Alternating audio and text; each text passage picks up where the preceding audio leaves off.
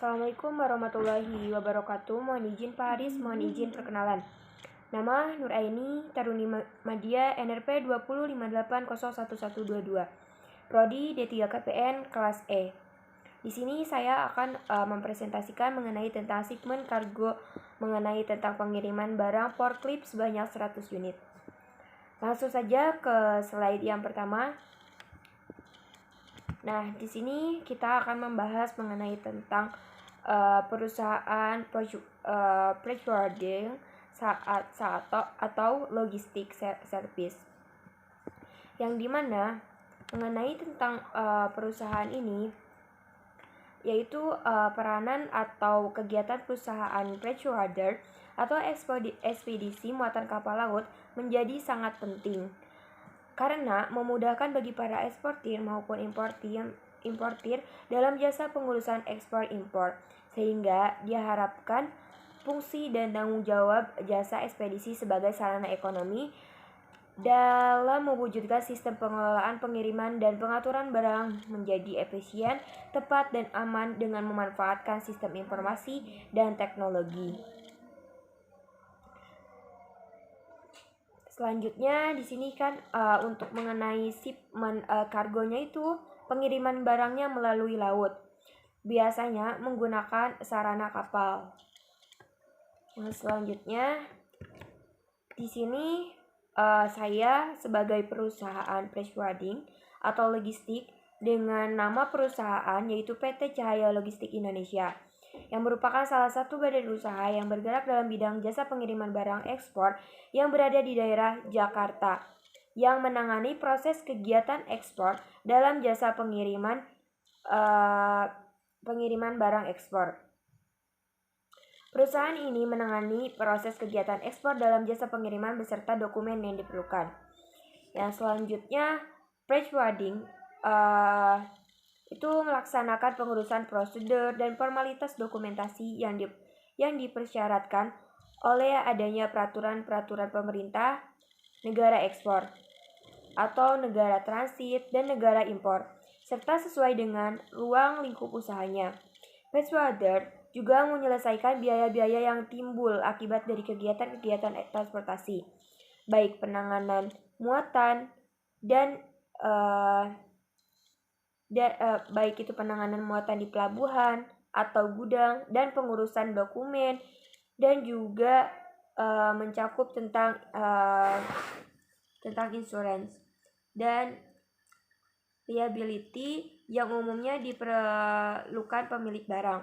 Yang selanjutnya di sini untuk freight forwarder ini adalah usaha yang ditujukan untuk mengurus semua kegiatan yang diperlukan bagi terlaksananya pengiriman dan penerimaan barang melalui transportasi darat, baik laut maupun udara.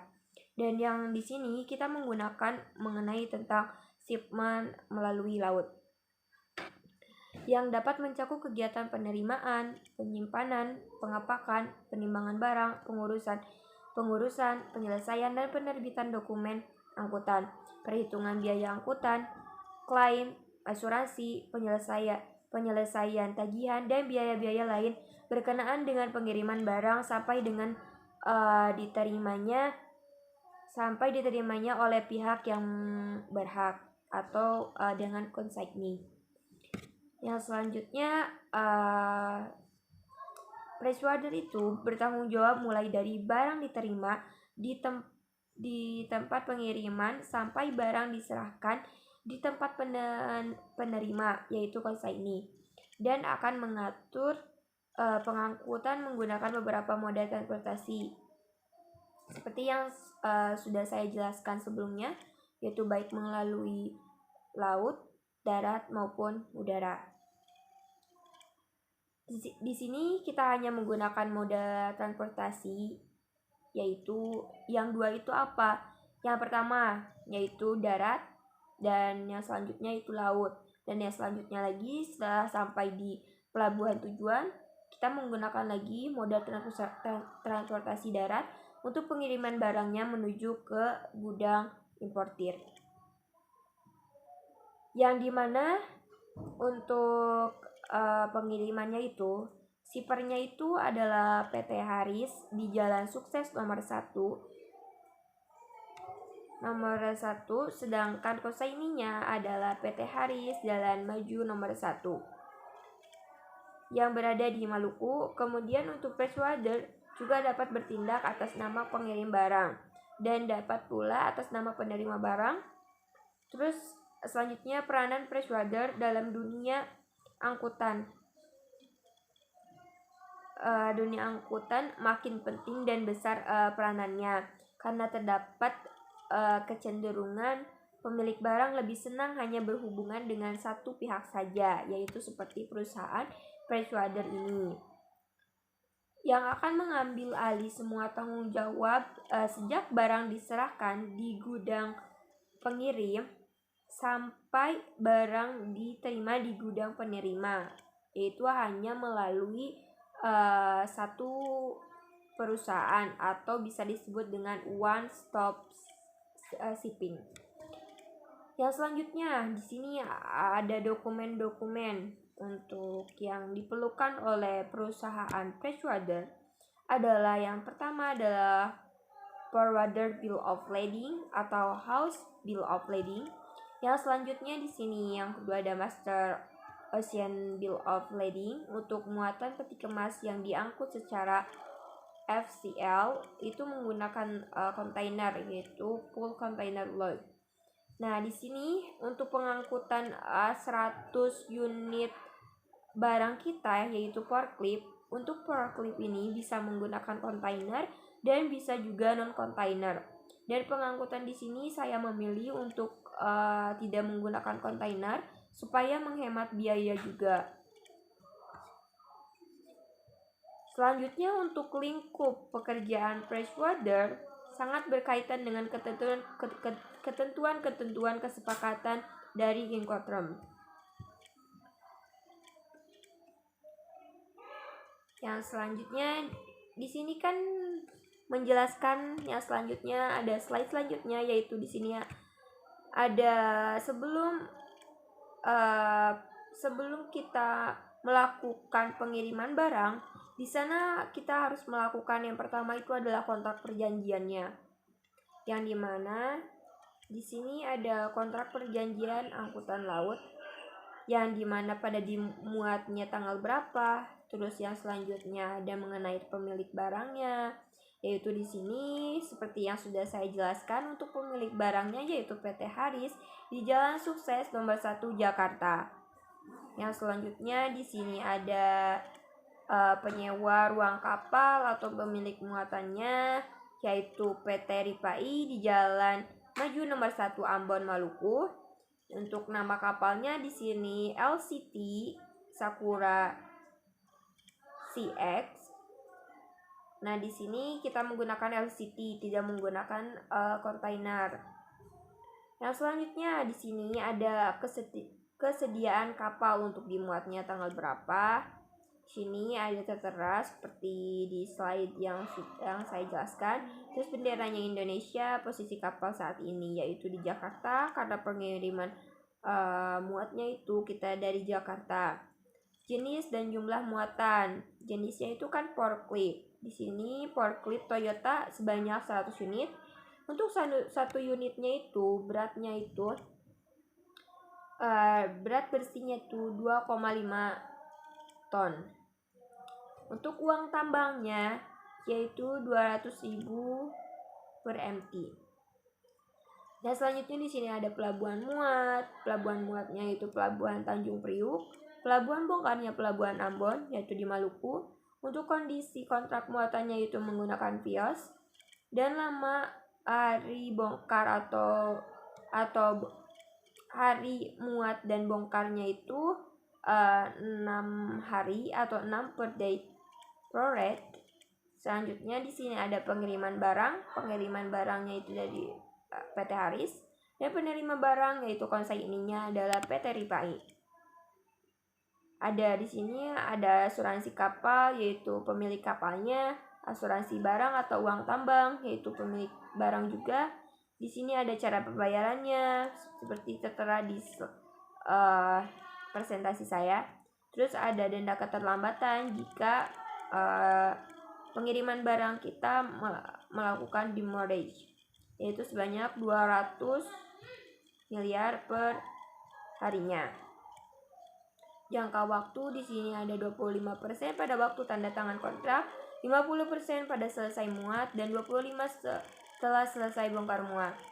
Ini merupakan kontrak perjanjian untuk angkutannya. Yang selanjutnya, kan seperti sudah saya jelaskan, untuk lingkup pekerjaan Freshwater sangat berkaitan dengan ketentuan-ketentuan kesepakatan dari Incoterm. Nah, seperti di slide ini. Di slide ini banyak sekali Incoterm atau aturan mengenai tentang kewajiban dan tanggung jawab dari si pengirim tuh mau sampai mana. Nah, di sini kita menggunakan door to door. Kalau untuk door to door, otomatis kita di sini bisa menggunakan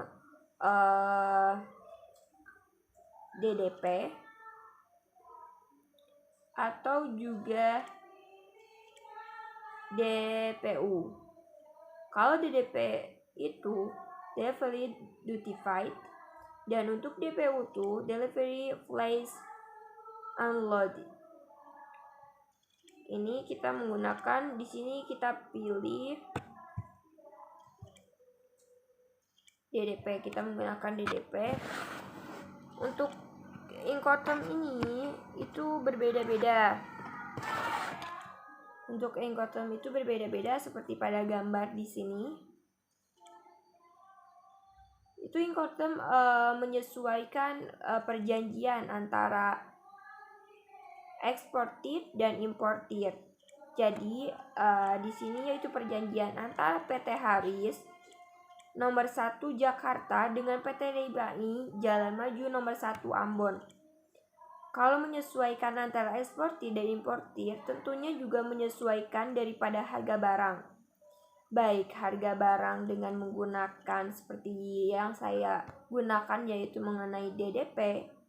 Di sini ada banyak sekali Incotermnya mengenai harga barangnya itu menggunakan Incoterm apa, ada IXW, ada FCA, FAS, dan lain sebagainya. Tentunya itu berbeda-beda menyesuaikan perjanjian antara eksportir dan importir. Di sini jika ada yang kurang, poin-poin terpenting dari Freshwater ini merupakan perusahaan suatu unit usaha pengangkut. Yang kedua, dia itu bisa tidak memiliki alat angkut sendiri, tetapi dia bisa mengangkut barangnya itu menggunakan sarana pengangkut lain. Terus tugasnya Freshwater itu apa? Itu bisa meliputi mengatur, mengkoordinir, mengawasi, bertanggung jawab sepenuhnya atas terselenggaranya pengangkutan barang dari tempat asal sampai ke tempat tujuan. Yang di sini, karena kita di sini sebagai perusahaan persuading atau logistik, maka dari itu pekerjaan yang dilakukan mulai dari gudang pengirim atau eksportir sampai dengan barang itu ke tempat tujuan atau ke gudang importir konsignee, maka di sini ada yang namanya kegiatan logistik, yaitu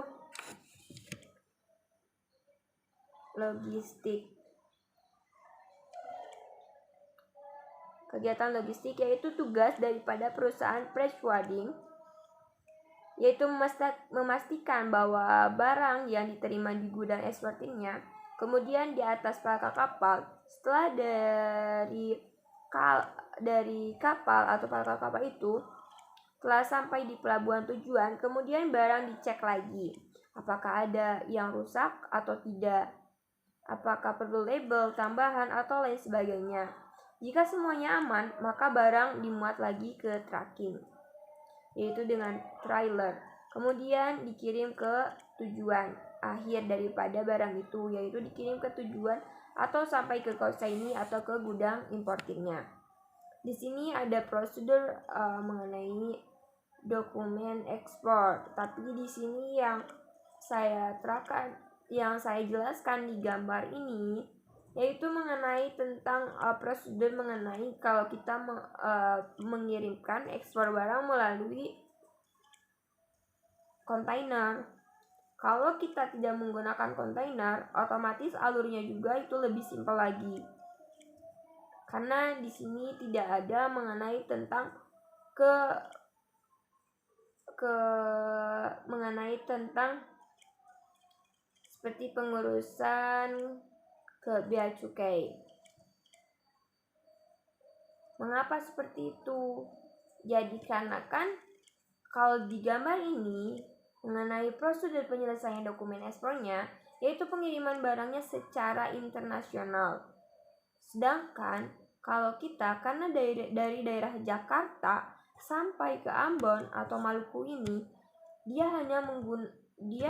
otomatis untuk pelayarannya itu, untuk pengiriman prosedur barangnya, yaitu secara domestik.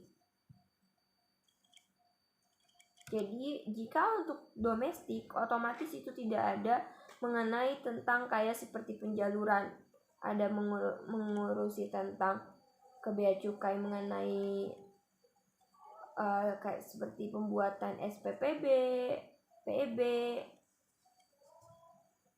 Jadi lebih simpel mengenai ekspornya ini. Nah, selanjutnya di sini ada dokumen impornya juga, ini secara internasional. Nah, seperti yang sudah saya jelaskan tadi, ada prosedur atau alur dari awal kita ekspor atau pengiriman barang. Karena di atas itu merupakan alur pengiriman internasional, maka itu berbeda alurnya dengan pengiriman kita sekarang, yaitu menggunakan alur pengiriman domestik. Mengapa disebut domestik, alur domestik? Ya, dikarenakan kita mengirimkan barangnya secara lokal, masih di wilayah perairan Indonesia. Berbeda dengan perairan yang menyeberangi ke luar wilayah teritorial Indonesia. Karena barang kita dari PT Haris, Jalan Sukses, Jakarta, sampai ke PT Ripai di Jalan Maju di daerah Ambon, otomatis itu masih wilayah perairan Indonesia. Maka kita pengiriman di sini adalah barang domestik atau lokal. Ya, selanjutnya di sini ada penanganan mengenai barangnya atau handlingnya. Seperti apa? Nah, yaitu untuk penanganannya, pemindahan barang baku, barang jadi tersebut harus ditangani dengan baik sehingga dapat efisien, sehingga proses produksi dapat berjalan dengan lancar sesuai dengan yang direncanakan. Terus proses pemindahan barang baku maupun barang jadi tersebut pada umumnya disebut dengan proses material handling atau proses penanganan bahan. Jadi pada dasarnya yang dimaksud dengan material handling atau penanganan barang adalah proses yang mencakup operasi dasar dalam pergerakan, perlindungan, penyimpanan, dan pengendalian bahan dan produk di seluruh pembuatan atau manufaktur, pergudangan, distribusi, konsumsi, dan pembuangan. Serta proses material handling, itu penanganan barang ini sangat penting karena semua barang dan produk harus ditangani dengan baik sehingga dapat mencapai tujuan dengan aman dan juga untuk menjaga kondisi dan kualitas barang-barang yang ditangani tersebut. Sebagai suatu proses material handling atau penanganan barang menggabungkan berbagai peralatan manual, baik semi otomatis ataupun otomatis dengan sistem-sistem yang dapat mendukung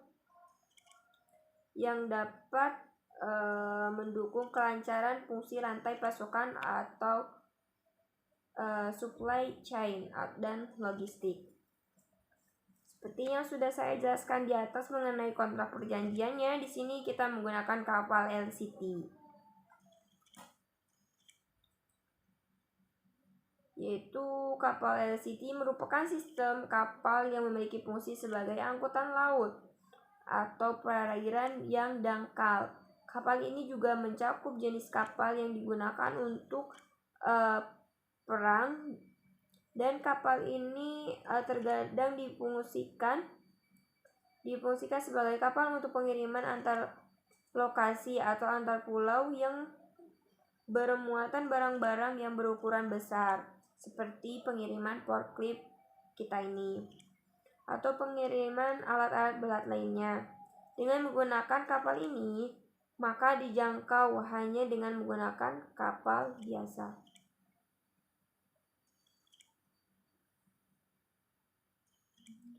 Adapun keunggulan kapal LCT, yaitu satu, mempunyai tempat yang rata dan juga luas. Dikarenakan tempat yang luas dan rata, kapal ini dapat memudahkan dalam hal pengiriman alat-alat berat dan atau pengangkutan seperti batu bara. Terus yang kedua, lebih efisien. Yang ketiga, sebagai transportasi pengangkut bermuatan berat.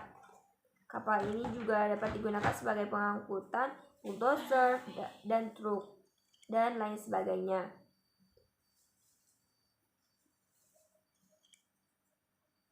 Selanjutnya,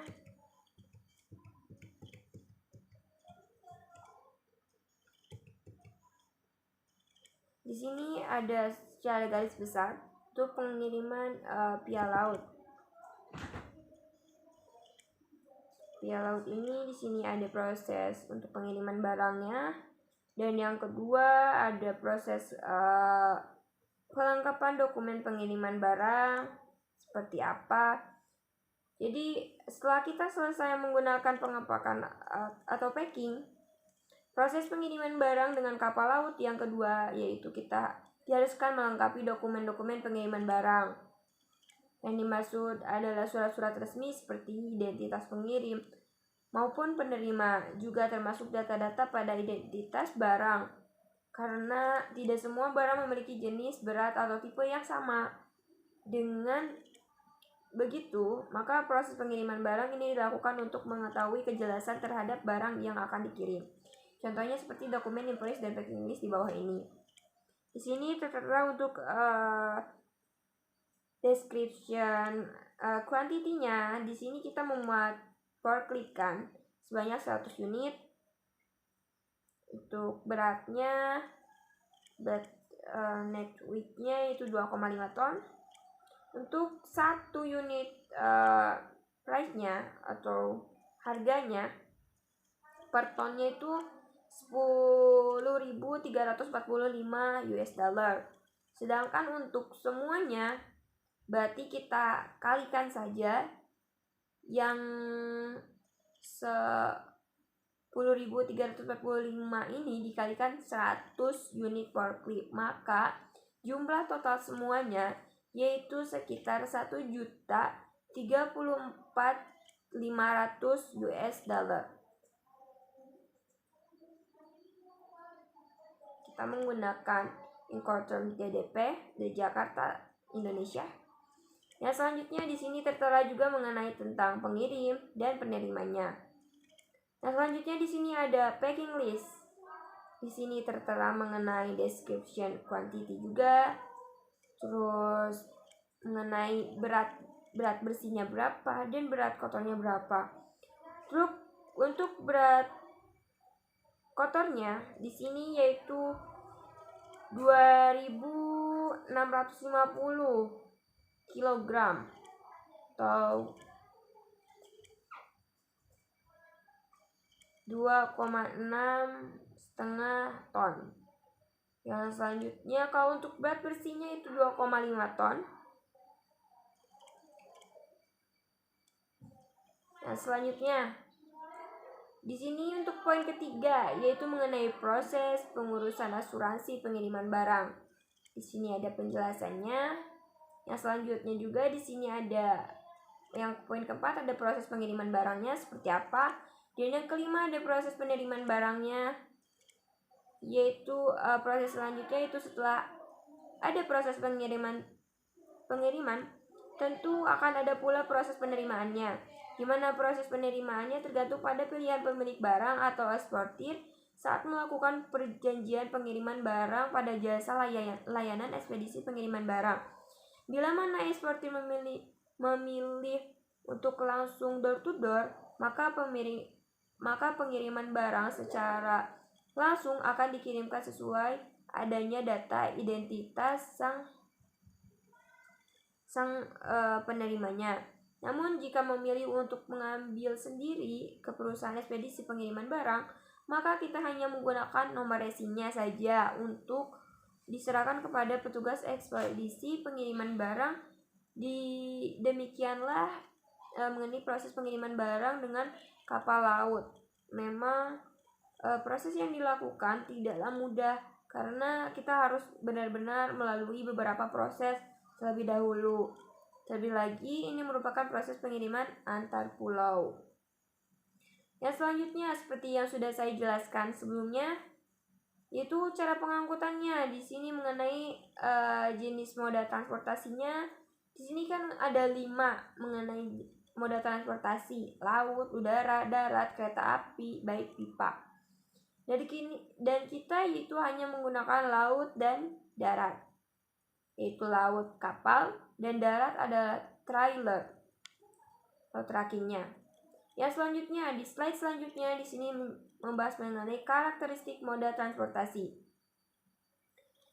Di sini ada mengenai tentang alat angkutnya, pengangkutannya, dokumen, biaya, dan hukumnya atau national law-nya seperti apa.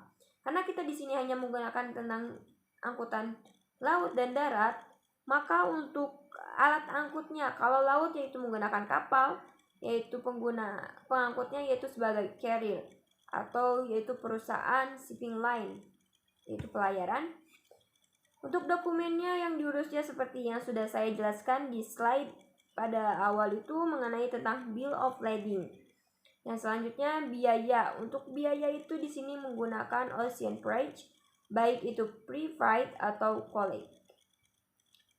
Untuk hukumnya, di sini ada Undang-Undang Nomor 17 Tahun 2008. Yang selanjutnya, di sini kan kita mengenai moda transportasi darat, yaitu di sini ada truk atau bis kan, atau juga trailer. Untuk angkutannya. Yang selanjutnya, untuk pengangkutnya, yaitu perusahaan angkutan umum. Untuk dokumennya, surat muatan barangnya. Untuk biaya itu menggunakan tarif atau ongkos. Untuk hukumnya, yaitu tertera dalam Undang-Undang Nomor 22 Tahun 2009. Mungkin hanya itu. Yang selanjutnya, di sini kita akan membahas mengenai tentang biaya-biayanya. Kok bisa mencakup segitu? Dari mana aja biaya-biaya tersebut? Nah, bisa kita ketahui, bisa kita pecahkan mengenai tentang biaya-biaya terkait.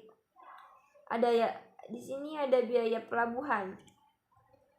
Untuk biaya pelabuhan di sini kita bisa menggunakan ada 2. Ada melalui pakai kontainer maupun non-kontainer. Kita pilih salah satu. Untuk rumusnya seperti yang ada di sebelah kiri ini, berdasarkan SK Menteri Perhubungan, ada masa 1, masa 2, masa 3, dan selanjutnya.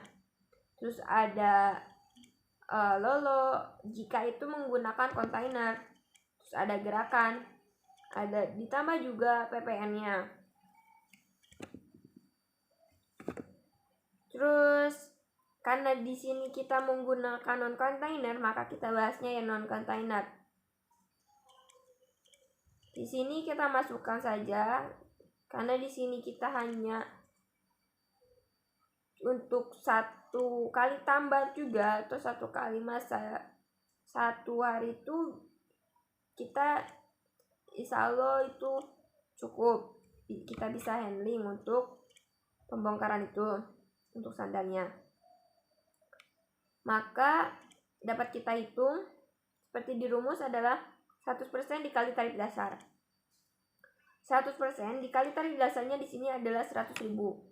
Maka hasilnya 100% dikali 100.000, maka hasilnya adalah 100. Untuk yang selanjutnya ada biaya lolo. Karena kita di sini tidak menggunakan kontainer, otomatis kita kosongkan saja. Dan gerakan ekstra sesuai dengan kegiatan dikali tarif dasar. Maka untuk tarif dasarnya ada 100.000. 100 kali 100.000, maka hasilnya adalah 10 juta. Ditambah biaya PPN 100%. Sini kita ketahui untuk PPN-nya adalah 225 juta. Dari mana hasil itu? Kita dapat lihat dari dokumen. Mengenai hal itu kita bisa lihat karena untuk jika dirupiahkan yang tadinya satu forklift itu 10.345, kalau kita rupiahkan sebesar 150 juta untuk satu unit forkliftnya harganya. Untuk kursnya itu kita tulis di sini sebesar 14.500. Itu maka hasilnya untuk satu forklift adalah 150 juta. Karena untuk nilai price-nya itu atau Incotermnya di sini kita menggunakan DDP sebesar 18 ya. Maka tinggal kalikan saja dari hasil itu untuk mengetahuinya seperti apa. Kita cari rumusnya aja. Rumusnya untuk mengetahui PPN-nya itu Incoterm ditambah BM ditambah PPN-nya sebesar 10% kan. Jadi maka hasilnya kita ketahui yaitu sebesar 225 juta. Kita jumlahkan dari atas itu, maka jumlah semuanya untuk biaya pelabuhannya sebesar 235 100.000 juta.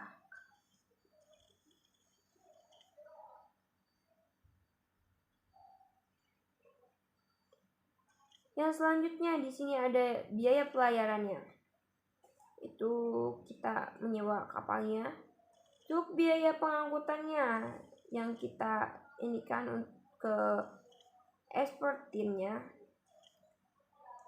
itu biasanya sesuai dengan price conference atau liner atau atas kesepakatan antara shipper dengan carrier, yaitu tramper. Terus baik itu nanti kita pembayarannya itu mau menggunakan ocean freight apa, baik prepaid atau collect. Di sini untuk cara penghitungannya seperti apa?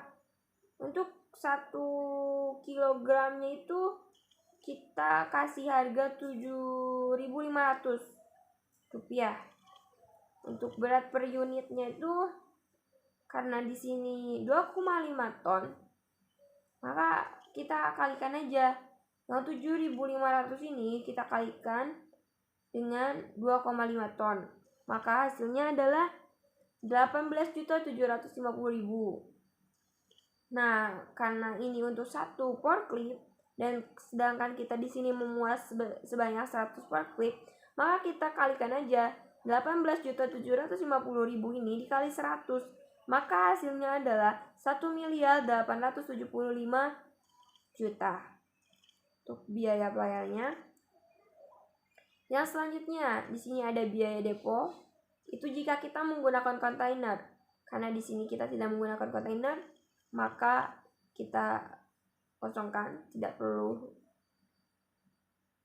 Kenapa di sini di slide ini saya tuliskan kontainer? Karena pada awalnya saya memikir mau menggunakan pengiriman mengenai kontainer. Tapi di sini kita harusnya menggunakan non-container. Maka saya jelaskan, saya buat lagi penjelasan mengenai non-containernya. Maka dari itu nanti kita bisa bandingkan mengenai tentang biaya antara kita menggunakan container dan non-container. Nanti di slide terakhir ada pemaparannya dan ada perbedaannya. Yang selanjutnya di sini ada biaya angkutan daratnya, yaitu seperti yang sudah saya jelaskan, yaitu menggunakan trailer, yaitu dengan EMKL dengan memperhitungkan jarak dan sepengetahuan pemilik barang untuk angkutan daratnya, yaitu dari gudang si eksportir sampai ke pelabuhan muat, dan juga untuk pengangkut daratnya lagi dari pelabuhan tujuan ke gudang importirnya atau konsaininya menggunakan moda transportasi yaitu trailer.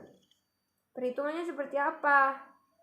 Jadi kita hitung untuk satu barang tuh, kita hitung kalau beratnya 1 kilo, maka kita masukkan 15.000 untuk 1 kilonya itu jika barang kita hanya 1 kilo ya. Sedangkan di sini kan kita beratnya seberat 250 kg. Maka kita kalikan saja 250 kg dikali dengan 15.000. Maka hasilnya adalah 37.500.000. Dan untuk jaraknya itu dari yang pertama kan dari gudang eksportir sampai ke pelabuhan, yaitu jaraknya sebesar 15 km. Kita tambahkan jaraknya dan kita kalikan ada berapa forklift kah. Kita memuat sebanyak 100 unit. Kita kalikan dan kita tambah juga untuk biayanya itu, kita tambahkan biaya BBM atau untuk solarnya kita masukkan untuk BBM-nya yaitu 9.400 untuk daerah Jakarta sampai ke Ambon tuh sama. Yaitu maka kita dapat jumlahkan maka hasil semuanya yaitu sebesar 51.600.000. Yang selanjutnya di sini ada pelabuhan bongkar. Untuk pelabuhan bongkarnya yaitu sama seperti perhitungan yang di atas. Yang membedakan hanyalah jaraknya. Kalau di atas sejauh 15 km, yang selanjutnya dari pelabuhan tujuan sampai ke gudangnya importir yaitu sejauh 20 km. Maka hasil dari pelabuhan tujuan sampai ke gudang importir yaitu sebesar 57.500.000. Kok besar gitu? Karena kalau kita hitung persatuannya, kalau kita contohnya yang kita kirim untuk satu forklift itu sebesar 500.000 lebih untuk satu forkliftnya itu, untuk pengiriman satu forklift itu. Standar seperti perusahaan lainnya. Untuk pengiriman satu forklift yaitu kita masukkan 500.000. Yang selanjutnya di sini ada jasa MKL atau PPJK atau mengenai tentang dokumen. Jasa dokumennya yaitu jasa MKL dipungut per dokumen berdasarkan kesepakatan antara MKL dengan pemilik barang. Untuk satu dokumennya dengan harga 100.000. Di sini dengan harga 1 juta. Sini kita ada 6 dokumen. Maka kita kalikan 6 kali 1 juta, maka hasilnya 6 juta. Yang selanjutnya di sini seperti yang sudah saya jelaskan. Di sini ada si partikular mengenai kapal SCT-nya kita. Ini ada data-datanya. Di sini kami menggunakan barang forklift menggunakan moda transportasi laut menggunakan kapal LCT dengan nama LCT Sakura CX untuk mengangkut parkirnya menuju ke tempat tujuan atau gudang konsaininya. Untuk si partikulernya ini dapat dilihat seperti ini. Yang selanjutnya, yang poin terakhir, yaitu dapat kita simpulkan untuk biayanya, biaya keseluruhannya. Biaya keseluruhannya itu kan di sini otomatis mengenai tentang biaya, otomatis price kan. Adalah biaya pengapalan, yaitu biaya pengiriman, mengenai biaya pemungutan atau biaya transportasi dari pelabuhan muat sampai pelabuhan bongkar. Karena kita menggunakan laut, namanya yaitu sea freight atau ocean freight. Berdasarkan kalau dengan udara yaitu menggunakan air freight.